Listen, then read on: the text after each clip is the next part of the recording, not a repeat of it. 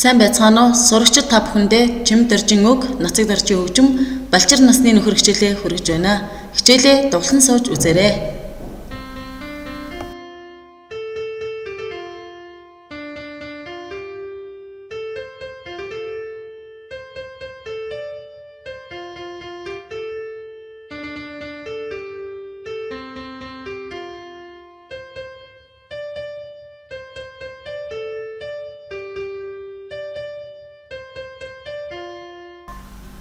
Бид сая таавар талаа энэхүү таавар маань дааг гэсэн үг гарч байна. Тэгэхээр одоо бүгдээрээ морины насыг мэдж авцгаая. 1 настай адуу унаг, 2 настай адууг дааг, 3 настай адууг шүтлэн, 4 настай адууг хязаалан, 5 настай адуу соёолон, 6 настай адууг их нас гэдэг юм байна. Хүүхдүүдээ дуугаа сурахдаа дараах санамжийг заавал анхаарч дуулаарай. Дууны үгээ утгыг ойлгож анхааралтай унших, дууны хүндрэлтэй хэмнэлийг тоглож сурах, дуугаа уран яруу дуулах, бусдыгаа болон хөгжмөн сонсож дуулаарай. Ингээд дууны нотоо анхааралтай сайн ажиглаарай.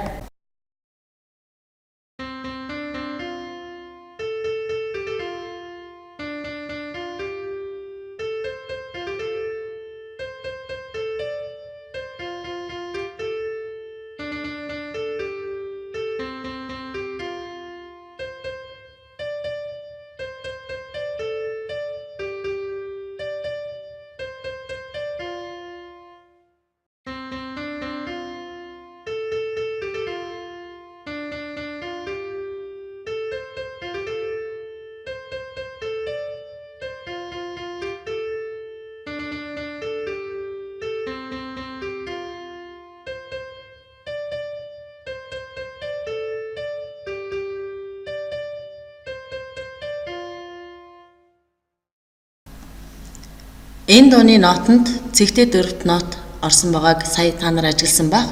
Одоо бүгдээрээ цэгтэй дөрөвт нотны хэмнэлээ тоглож сурцгаая.